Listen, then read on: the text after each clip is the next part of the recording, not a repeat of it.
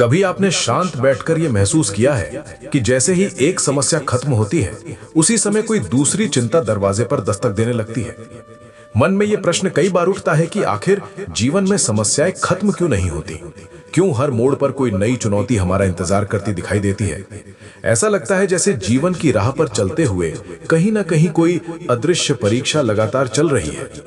कई लोग इस बात से परेशान हो जाते हैं कि आखिर कब वो समय आएगा जब सब कुछ बिल्कुल ठीक हो जाएगा, जब मन को चैन मिलेगा और चिंता की लहरें शांत हो जाएंगी। लेकिन धीरे धीरे अनुभव सिखाता है कि शायद जीवन का अर्थ ही ये नहीं है कि समस्याएं समाप्त हो जाएं, बल्कि ये है कि हम उन्हें समझना और संभालना सीख जाएं। जब हम छोटे होते हैं तो हमें लगता है कि बड़े होकर सब आसान हो जाएगा, लेकिन जैसे जैसे उम्र बढ़ती है हम समझते हैं कि जिम्मेदारियां भी बढ़ती हैं।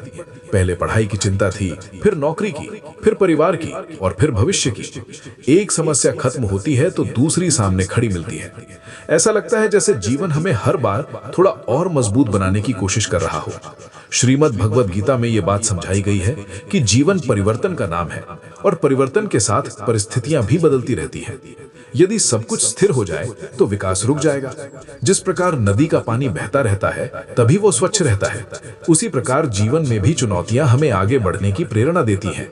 कभी कभी हम सोचते हैं कि अगर हमारे जीवन में कोई समस्या ना होती तो हम हमेशा खुश रहते, लेकिन ये भी सच है कि कई बार कठिन परिस्थितियां ही हमें हमारी असली ताकत से परिचित कराती हैं। जैसे सोना आग में तपकर ही कुंदन बनता है, वैसे ही व्यक्ति कठिन अनुभवों से गुजरकर परिपक्व होता है। रामचरितमानस में भी ये संकेत मिलता है कि जीवन में आने वाली बाधाएं हमें धैर्य और विश्वास का महत्व सिखाती हैं। भगवान राम का जीवन भी संघर्षों से भरा था, लेकिन उन्हीं परिस्थितियों ने उन्हें मर्यादा और आदर्श का प्रतीक बनाया। इसका अर्थ ये नहीं कि कठिनाइयां अच्छी लगती हैं, बल्कि ये कि उनसे मिलने वाली सीख जीवन को गहराई देती है। कबीर दास जी ने कहा था कि जब तक मनुष्य अनुभव नहीं करता तब तक उसे सच्ची समझ नहीं मिलती। उन्होंने एक साखी में संकेत दिया कि केवल सुख में रहने वाला व्यक्ति जीवन के असली अर्थ को नहीं समझ पाता। आज के समय में भी यही बात दिखाई देती है। जब सब कुछ ठीक चल रहा होता है तब हम कई बातों को सामान्य मान लेते हैं, लेकिन जब कोई कठिनाई आती है तब हम अपने भीतर झांकते हैं और सोचते हैं कि वास्तव में महत्वपूर्ण क्या है। समस्याएं हमें रुककर सोचने का अवसर देती हैं। वे हमें यह समझने का समय देती हैं कि हम किस दिशा में जा रहे हैं और क्या वो दिशा वास्तव में सही है। बहुत बार समस्या का कारण बाहर नहीं, बल्कि हमारे सोचने का तरीका होता है।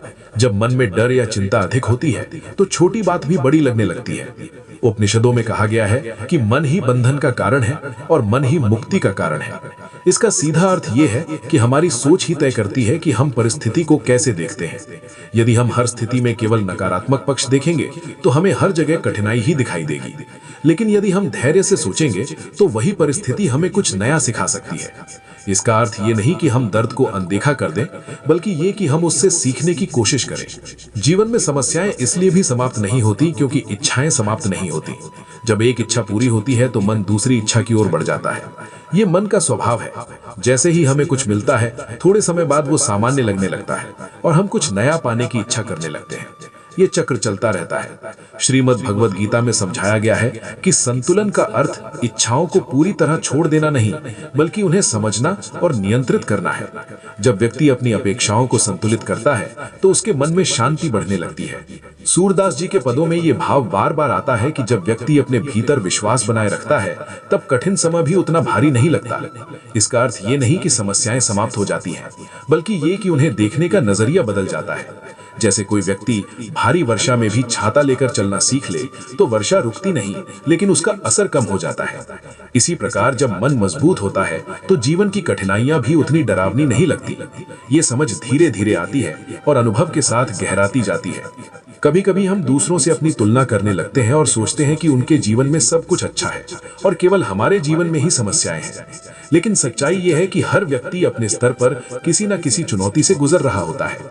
अंतर केवल इतना है कि कोई अपनी परेशानी दिखाता है और कोई नहीं दिखाता। जब हम ये समझते हैं कि संघर्ष जीवन का हिस्सा है, तब हम स्वयं को दोष देना बंद कर देते हैं। यही सोच हमें मानसिक रूप से हल्का बनाती है। श्री राम ज्ञान मंत्र जैसे माध्यमों का उद्देश्य भी यही है कि व्यक्ति अपने जीवन को तुलना की नजर से नहीं, बल्कि समझ की नजर से देखे। समस्याएं हमें धैर्य सिखाती हैं। जब कोई कार्य तुरंत पूरा नहीं होता, तब हम प्रतीक्षा करना सीखते हैं। ये प्रतीक्षा ही हमें मजबूत बनाती है। आज के समय में हर चीज जल्दी पाने की आदत हो गई है, इसलिए जब परिणाम देर से मिलता है तो मन बेचैन हो जाता है। लेकिन प्रकृति का नियम है कि हर चीज का अपना समय होता है। बीज बोने के बाद पेड़ बनने में समय लगता है। यदि हम बार बार बीज खोद कर देखेंगे कि वो कितना बढ़ा, तो वो बढ़ ही नहीं पाएगा। उसी प्रकार जीवन में भी धैर्य आवश्यक है। ये धैर्य ही धीरे धीरे विश्वास में बदलता है। कबीरदास जी का एक भाव ये भी बताता है कि मनुष्य जब कठिनाई में होता है तब वो भीतर की शक्ति को खोजता है। सुख के समय हम अक्सर बाहरी चीजों में व्यस्त रहते हैं, लेकिन कठिन समय हमें अपने भीतर झांकने का अवसर देता है। यही आत्मचिंतन धीरे धीरे व्यक्ति को परिपक्व बनाता है। जब व्यक्ति स्वयं को समझने लगता है तो उसकी प्रतिक्रिया बदल जाती है। पहले जो बात बहुत बड़ी लगती थी, वही बात अब उतनी भारी नहीं लगती। ये परिवर्तन धीरे धीरे आता है, लेकिन स्थायी होता है। समस्याएं समाप्त क्यों नहीं होती, इसका एक कारण यह भी है कि जीवन गतिशील है।